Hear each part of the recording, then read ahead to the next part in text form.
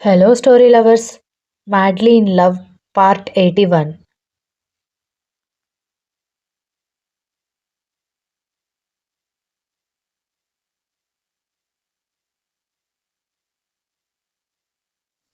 కొడుకు hospital bed మీద లేకపోయి ఉంటే దక్షని ఆ దరిదాపుల్లోకి కూడా రానిచ్చేవారు కాదు. కానీ కొడుకు కోసమే చాలా కంట్రోల్ చేసుకుంటున్నారు.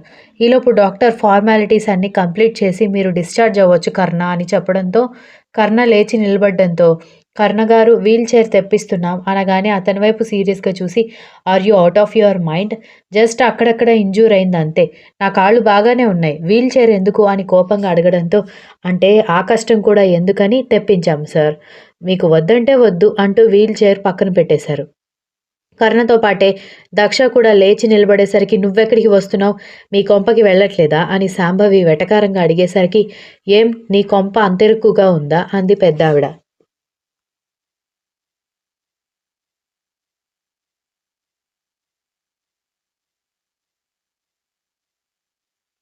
అత్తయ్య ప్లీజ్ అంది అసహనంగా.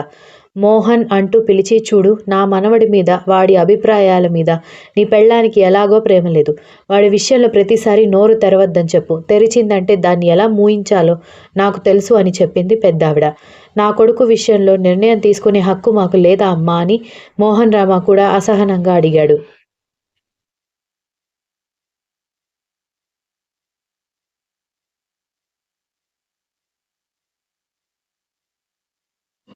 ఎందుకు లేదు ఖచ్చితంగా ఉంది.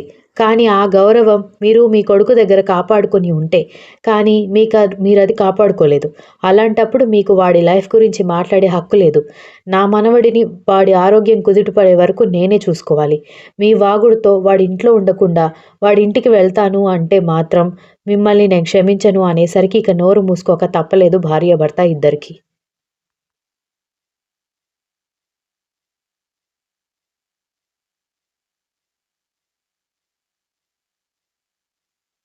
కర్ణ, దక్ష ఇద్దరిని తీసుకుని పెద్దావిడ ఇంట్లోకి వెళ్ళబోతూ ఒక నిమిషం ఆగమని చెబుతూ లోపల నుంచి దిష్టి గుమ్మడికాయ హారతి తీసుకొచ్చి మనవడు మనవరాలికి దిష్టి తీసి హారతి ఇచ్చింది. దక్ష హాస్పిటల్ నుంచి ఇంటికొచ్చే వరకు కూడా అతని చేతిని వదలకుండా అతని పక్కన కూర్చుంటే చిరాకుగా ఉంది మోహన్ రామ శాంభవికి.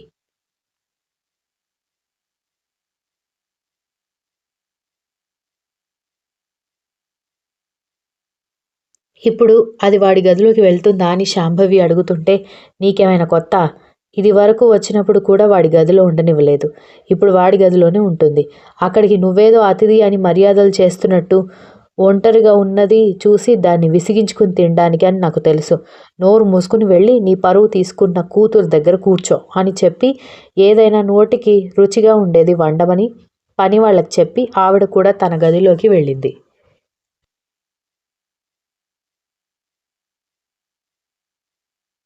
దక్ష, కర్ణ ఇద్దరు గదిలోకి వెళ్ళాక స్నేహ మీ అన్నయ్య అసిస్టెంట్ని పిలిచి మీ వదిన కోసం బట్టలు తెప్పించు అని చెప్పడంతో సరే గ్రాని అంటూ బయటికి వెళ్ళింది స్నేహ. ఇద్దరికిద్దరు పేషెంట్స్ జాగ్రత్తగా ఉండండి సరేనా అని ఇద్దరి బుగ్గలు తట్టి ఆవిడ వెళ్ళిపోవడంతో దక్ష వెంటనే మొహం కడుక్కోవడానికి వెళ్ళబోతుంటే ఆమె చేపట్టుకుని లాగడంతో మీరు నన్ను పిలిచి రమ్మన్నా నేను వస్తాను. ఇలా చేయి పట్టుకుని లాగకండి, మీకు నొప్పిగా ఉంటుందని చెప్పింది దక్ష. ఆమె చేతిని ఇంకా కట్టు ఉండడంతో ఆ కట్టు తీస్తూ ఉంటే మళ్ళీ కట్టు కట్టడానికి రాదు అని అరుస్తున్న దక్ష వైపు కోపంగా చూడటంతో దెబ్బకి నోరు మూసుకుంటే కట్టు తీసి కనిపిస్తున్న గాయాన్ని కోపంగా చూశాడు.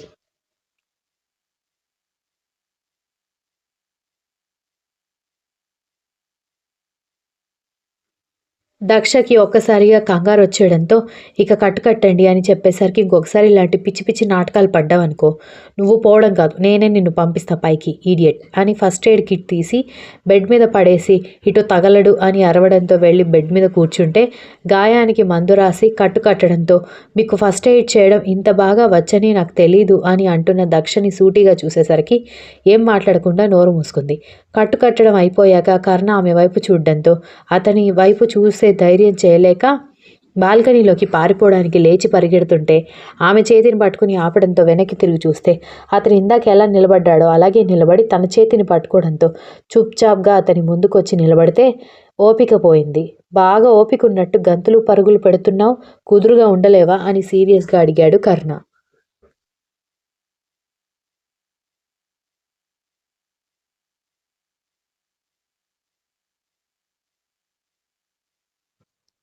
దక్ష ఉంటాను అన్నట్టుగా బుద్ధిగా తలాడించేసరికి కబోర్డ్ ఓపెన్ చేసి టవల్ తీసుకొని వెళ్తూ ఉంటే ఆగండి అంటూ అతనికి అడ్డు రావడంతో కళ్ళు చిన్నవి చేసి చూస్తూ ఉంటే కోపంగా చూడకండి, గాయాలున్నాయి కదా, స్నానం చేస్తే నానిపోయి పచ్చి చేస్తుంది, కొన్ని రోజులు స్నానం చేయకూడదు అనగానే వాట్ డూ యూ మీన్, నీకేమైనా పిచ్చా, స్నానం చేయకుండా ఎలా ఉంటారని చిరాకు ఆశ్చర్యం కలిపి అడిగాడు. అలా అనుకున్నప్పుడు మరెందుకు మీకు అవసరం నేను దాంట్లో దూరిపోయి హెల్ప్ చేశారు అనగానే అతను షార్ప్గా చూడడంతో తడబడి అదే మరి ఈ గాయాలన్నీ చేసుకునే ముందే ఈ ఆలోచన ఉండాలి అంటూ గాయాలు మానే వరకు మీరు స్నానం చేయకూడదు అంతే అని చెప్పింది దక్ష.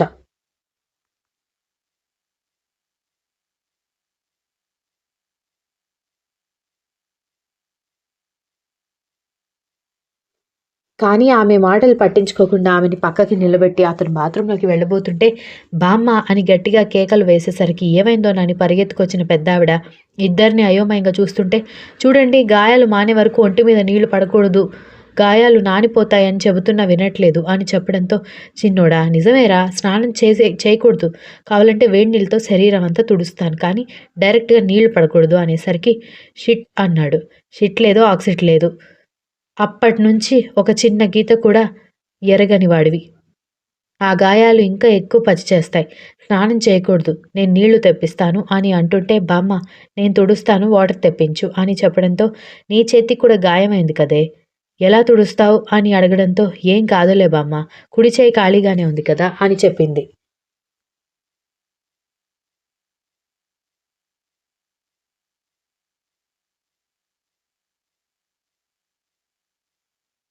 దాంతో పెద్దావిడ కిందకి వెళ్ళి పనివాళ్ల చేత నీళ్లు ఒక ప్లాస్టిక్ బౌల్లో వేసి తీసుకొస్తుంటే ఆ వాటర్ ఎందుకు అత్తయ్యా అని అడుగుతూ శాంభవి రావడంతో కర్ణ స్నానం చేయకూడదు కదా, గాయాలు మానే వరకు ఒళ్ళంతా తడి క్లాత్ వేసి తుడవడానికి అని చెప్పింది. మరెవరు తుడుస్తున్నారు, మీ వయస్సుకి మీరు తుడవలేరు కదా అత్తయ్య అని శాంభవి తీసుకోవడానికి వస్తుంటే అవసరం లేదు, వాడి పెళ్ళాం తుడుస్తుంది అని చెప్పడంతో అత్తయ్య దాన్ని మీరు మరీ నెత్తికి ఎక్కించుకుంటున్నారు, ఆ తర్వాత మీరే బాధపడతారు చెప్తున్నా అంది శాంభవి.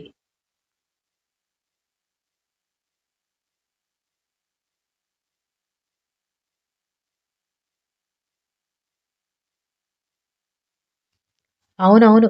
నెత్తికెక్కించుకుంటే ఎంత పెంట చేస్తారో నీకు నీ కూతురు చేసిన పనితో బాగానే అర్థమై ఉంటుంది. కానీ ఆ అమ్మాయి స్థాయికి మధ్య తరగతి కావచ్చుకొని గుణానికి కాదు.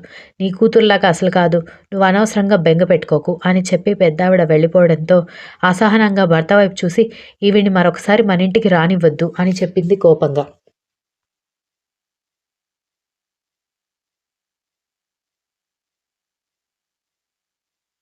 శాంభవి అమ్మకి కాస్త నోటి దురసే, కోపం ఎక్కువే, నేను ఒప్పుకుంటాను కానీ ఆవిడ ఇంటికి ఆవిడని రావద్దనే హక్కు నీకే కాదు నాకు కూడా లేదు. ఆవిడ ఒక మాట అంటే పడలేవా? నిజమే, సంగవి విషయంలో మనం ఇచ్చిన లీనియన్స్ కూడా ఒక కారణమే. మనమే గనుక పద్ధతిగా పెంచి ఉంటే ఈరోజు ఇంత గొడవ జరిగేది కాదు. ఇంత రచ్చ జరగడానికి కారణం తనే, తప్పు సంగవిదే అన్నాడు మోహన్ రామ.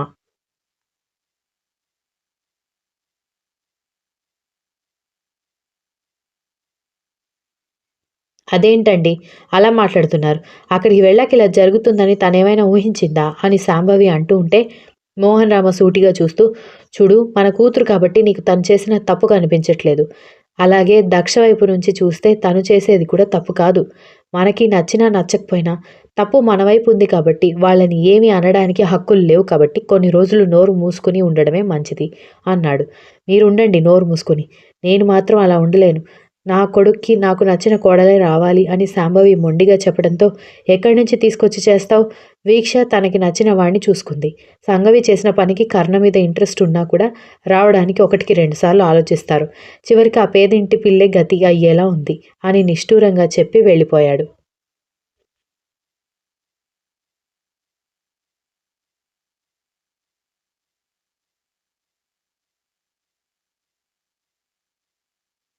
శాంభవి అసహనంగా గదిలోకి వెళ్ళిపోతే వాటర్ తీసుకుని రావడంతో మీరు వెళ్ళండి బామ్మ నేను తుడుస్తానని దక్ష తలదించుకుని చెప్పడంతో నవ్వుతూ పని పిల్లని తీసుకుని ఆవిడ వెళ్ళిపోవడంతో నెమ్మదిగా గొంతు సవరించుకుని షర్ట్ అని సగమే చెప్పింది. Continuous. If you like the story please like share comment and don't forget to subscribe.